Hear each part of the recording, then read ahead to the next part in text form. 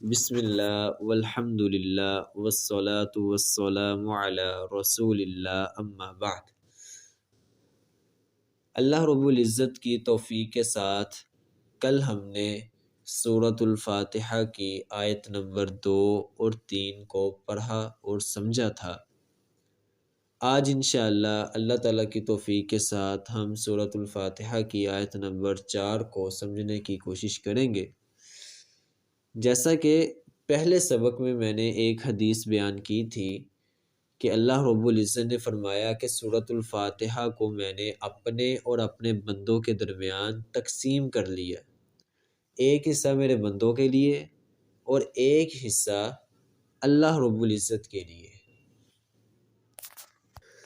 ان دو حصوں میں سے آج ایک حصہ ہمارا مکمل ہو جائے گا۔ اس پہلے حصے میں ہم اللہ رب العزت کی حمد و ثنا، تعریفات، اس کی کبریائی، اس کی ربوبیت یعنی کہ اس کی مکمل خالص توحید کو بیان کرتے ہیں۔ انشاءاللہ میں اگلے سبق میں توحید کی اقسام بھی ذکر کروں گا کہ توحید کی کتنی اقسام ہوتی ہیں اور کون کون سی ہوتی ہیں انشاءاللہ۔ تو ہم اپنے سبق کی طرف آتے ہیں۔ آیت پڑھنے کے بعد ہمیں مزید سمجھ آ جائے گی کہ اللہ رب العزت نے اس سورت کو کس طرح دو حصوں میں تقسیم کیا ہے۔ اعوذ باللہ من الشیطان الرجیم، میں پناہ پکڑتا ہوں اللہ کی شیطان مردود سے۔ بسم اللہ الرحمن الرحیم، اللہ رب العزت کے نام کے ساتھ جو بڑا ہی مہربان اور بے حد رحم والا ہے۔ ایاک نعبد و ایاک نستعین، ایاک صرف تیری ہی، نعبد ہم عبادت کرتے ہیں۔ نعبد کے شروع میں جو نون ہے اس کا مطلب ہے ہم۔ ایاک نعبد صرف تیری ہی ہم عبادت کرتے ہیں، و ایاک اور صرف تجھ ہی سے، واو کا مطلب اور، ایاک صرف تجھ ہی سے، نستعین ہم مدد مانگتے ہیں۔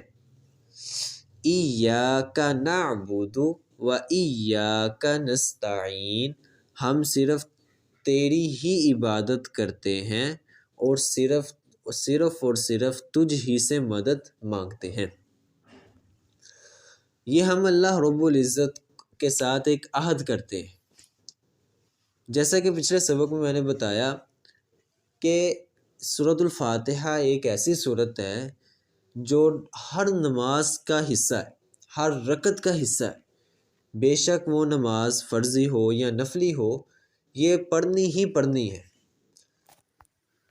تو جو اس آیت کا پہلا حصہ ہے ایاک نعبد، یہاں تک سورۃ الفاتحہ کا ایک حصہ مکمل ہو جاتا ہے جس میں ہم اللہ رب العزت کی حمد و ثنا کو بیان کرتے ہیں۔ وَإِيَّاكَ نَسْتَعِينُ، یہاں سے دوسرا حصہ شروع ہو جاتا ہے۔ دوسرے حصے میں سب سے پہلے ہم نے اللہ رب العزت سے مدد کا سوال کیا، بلکہ مدد کا سوال ہی نہیں کیا بلکہ اس بات کا اقرار کیا کہ اے اللہ، اگر عبادت کے لائق تو ہے تو ہماری مشکلوں کا حل کرنے والی ذات بھی تو ہی ہے۔ یہ ہم اقرار کرتے ہیں اللہ تعالیٰ کے ساتھ۔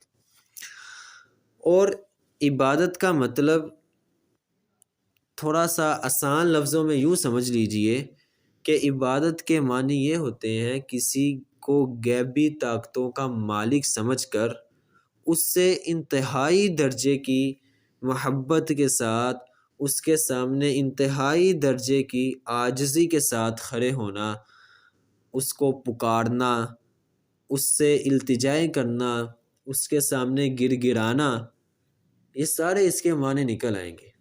اور یہ صرف اور صرف حق اللہ رب العزت کی ذات کا ہے، کیونکہ وہ ذات جس نے ہمیں پیدا کیا، بلکہ تمام کے تمام جہانوں کو پیدا کر کے ان کی پرورش بھی اللہ رب العزت کر رہے ہیں۔ اللہ رب العزت ہر مخلوق کو اس کی مناسبت سے، اس کی جو خواہش ہے اس کے اندر اللہ رب العزت نے جس طرح کی خواہش رکھی ہے اس کے مطابق اللہ رب العزت اس کی پرورش کر رہے ہیں۔ لیکن یہ کتنی بڑی ایک، الفاظ تو تھوڑے سے اس طرح کے ہیں لیکن حقیقت میں یہی الفاظ بنتے ہیں کہ کتنی بڑی غداری کی بات ہے کہ ہم نماز میں عاجزی کے ساتھ باوضو ہو کر، پاک صاف ہو کر اللہ کے سامنے ہاتھ باندھ کر کہہ رہے ہیں ایاک نعبد و ایاک نستعین، اے اللہ ہم عبادت بھی تیری کرتے ہیں کیونکہ تیرے سوا عبادت کے لائق ہی کوئی نہیں ہے، تو ہم مدد بھی تجھ سے ہی مانگتے ہیں، تیرے سوا مدد بھی کوئی نہیں کر سکتا، تیرے سوا حاجت روا بھی کوئی نہیں ہے، تیرے سوا مشکل کشا بھی کوئی نہیں ہے۔ نماز میں ہم بڑے باادب ہو کر، ہاتھ باندھ کر اللہ رب العزت سے یہ التجا کر رہے ہیں، یہ اقرار کر رہے ہیں۔ جیسے ہی ہم مسجد سے نکلتے ہیں تو شرک کی طرف چل پڑتے ہیں، ہم شرک کی طرف چل پڑتے ہیں۔ ہمیں کوئی مشکل آتی ہے، کوئی پریشانی آتی ہے تو آج کل آپ خود دیکھ سکتے ہیں کہ ہمارے پاکستان میں مزاروں کی، یہ درباروں کی تعداد کس قدر بڑھ چکی ہے، کس قدر بڑھ چکی ہے۔ مسجد میں ہم اقرار کرتے ہیں کہ اللہ مدد تیرے سوا کوئی نہیں کر سکتا، نماز میں ہم اقرار کرتے ہیں اللہ عبادت کے لائق، تیرے عبادت کے لائق تو ہی ہے، تیرے سوا کوئی عبادت کے لائق ہے ہی نہیں، مدد کرنے والی ذات صرف تو ہی ہے، تیرے سوا کوئی ذات مدد کرنے والی نہیں ہے۔ جیسے ہی مسجد سے باہر نکلتے ہیں اسی اللہ کی ہم ناشکریاں شروع کر دیتے ہیں، اسی اللہ کے ساتھ ہم شرک کرنا شروع کر دیتے ہیں۔ تو ذرا دل پر ہاتھ رکھ کے سوچئے، کیا یہ غداری نہیں ہے اللہ تعالیٰ کے ساتھ؟ جب مسجد میں کچھ کہہ رہے ہیں، باہر نکل کر ہم کچھ کر رہے ہیں۔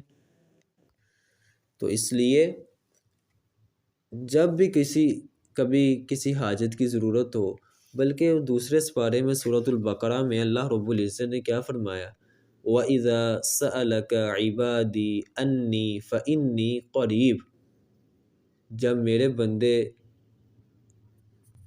آپ صلی اللہ علیہ وسلم کو کہا جا رہا ہے نا کہ جب میرے بندے میرے بارے میں پوچھیں تو ان کو بتاؤ کہ اللہ تو بڑا ہی قریب ہے۔ اجیب دعوت الداعی اذا دعان، وہ دعا کرنے والے کی دعا کو، پکارنے والے کی پکار کو سنتا نہیں ہے بلکہ قبول کرتا ہے۔ اجیب کا مطلب ہے قبول کرتا ہے۔ دعوت الداعی اذا دعان، پکارنے والے کی پکار کو، دعا کرنے والے کی دعا کو وہ قبول کرتا ہے۔ اور جس طرح ایک جگہ اللہ رب العزت نے فرمایا کہ میں تو انسان کی شرک سے بھی زیادہ قریب ہوں۔ تو اس لیے جب ہم مسجد میں نماز کی حالت میں جو اقرار کر رہے ہیں اسی کے اوپر ہمیں رہنا چاہیے۔ اللہ تعالی ہمیں خالصتاً توحید کو اپنانے کی اور توحید کے مطابق زندگی گزارنے کی توفیق عطا فرمائے، اور انشاءاللہ اگلے سبق میں توحید کی 3 اقسام جو ہیں ان کو میں اختصار کے ساتھ ذکر کروں گا۔ السلام علیکم ورحمۃ اللہ وبرکاتہ۔